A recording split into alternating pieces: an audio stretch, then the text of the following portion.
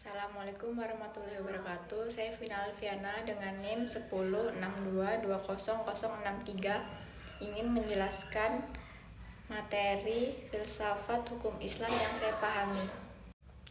Saya akan menjelaskan materi yang pertama, yaitu sumber hukum Islam, Al-Quran dan As-Sunnah. Sumber hukum terbagi atas dua, yaitu sumber hukum secara etimologi dan secara terminologi. Sumber hukum secara etimologi yaitu kata sumber dapat diartikan suatu wadah yang darinya dapat ditemukan sesuatu itu berasal. Jika dalam konteks hukum berarti yang darinya ditemukan suatu norma hukum. Dalam bahasa Arab, kata sumber merupakan terjemahan dari kata masdar. Apabila dikatakan sumber-sumber hukum, maka dalam bahasa Arab disebut mashadir al-ahkam. Sedangkan secara etimologi, sumber adalah hal pokok sesuatu berasal. Dalam hukum Islam, sumber tersebut adalah Al-Quran dan Al-Hadis, karena dari keduanya lah bisa digali norma-norma hukum. Sedangkan ijma, qiyas, ihtisan, istislah, istishab, istidlal, dan mashali al-mursalah tidak termasuk kepada kategori sumber hukum Islam. Kesemuanya itu termasuk dalil hukum dan penuntun ditemukannya hukum-hukum Islam. Sumber hukum Islam dibagi menjadi dua, yaitu yang pertama sumber hukum yang disepakati dan yang tidak disepakati. Sumber hukum yang disepakati yaitu adalah Al-Quran, Al-Sunnah atau Al-Hadis dan Ijma. Sedangkan yang diperselisihkan atau tidak disepakati yaitu Al-Qiyas, Al-Ihtisan, Maslahat, Al-Mursalah, Istishab, Al-Urf, Mazhab Sahabi dan Syariat sebelum Islam atau Syar'u man qablana.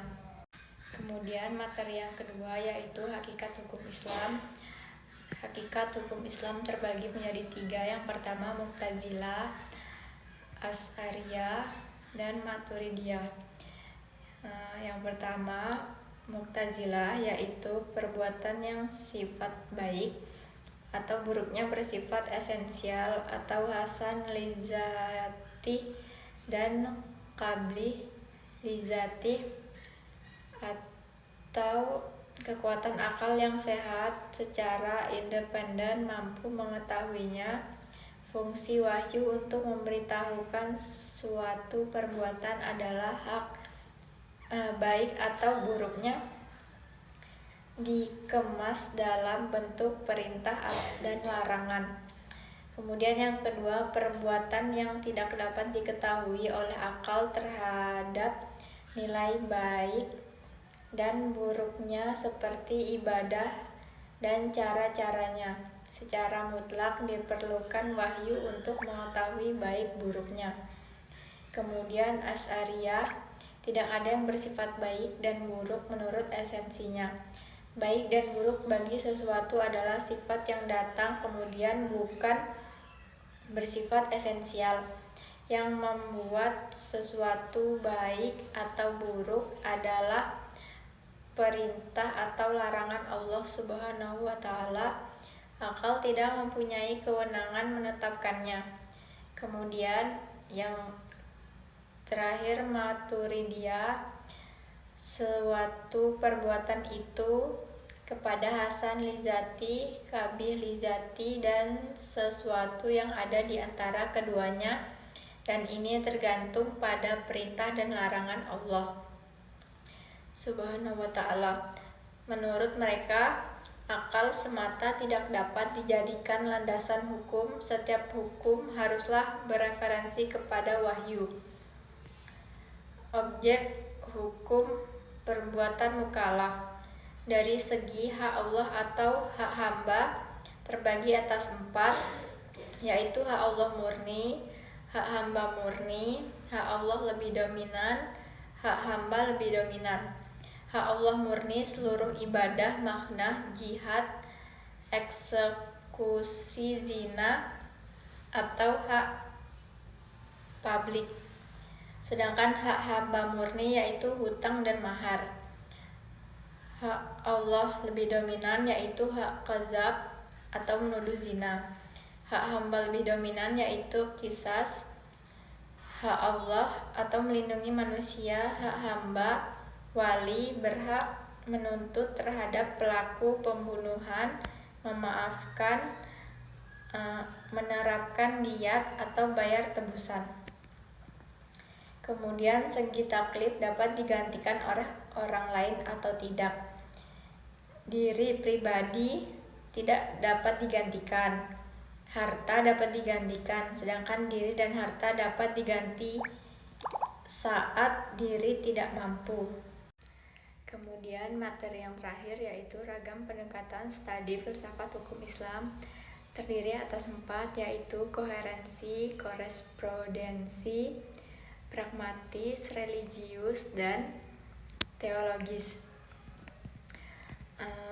Ragam teori kebenaran koherensi yaitu teori yang didasarkan kepada kriteria koheren atau konsistensi.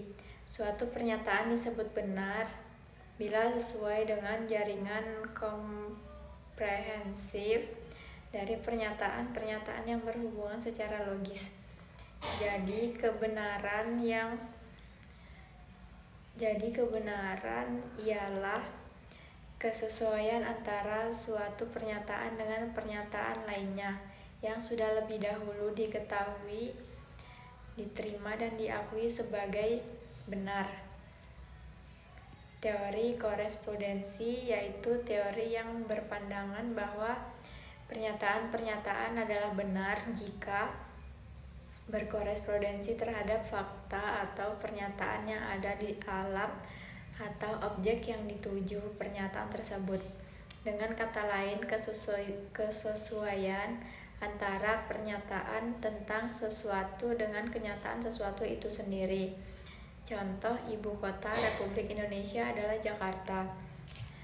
Kemudian, teori kebenaran pragmatis. Kebenaran suatu pernyataan diukur dengan kriteria apakah pernyataan tersebut bersifat fungsional dalam kehidupan praktis. Artinya, suatu pernyataan adalah benar jika pernyataan itu atau konsekuensi dari pernyataan itu mempunyai kegunaan praktis bagi kehidupan manusia. Kata kunci teori ini adalah kegunaan, dapat dikerjakan, akibat atau pengaruh yang memuaskan.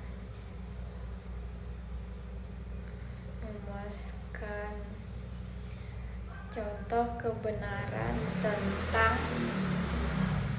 adanya Tuhan. Kemudian yang terakhir, teori kebenaran agama atau religius atau teologis, yaitu suatu pernyataan adalah benar jika menurut agama atau keyakinan ajaran bahwa itu benar atau sesuai dengan kebenaran. Contoh, Muhammad adalah utusan Allah. Kemudian relevansi teori-teori.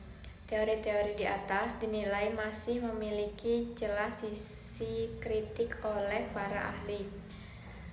Teori di atas dapat dipandang saling melengkapi dan menguatkan satu sama lain.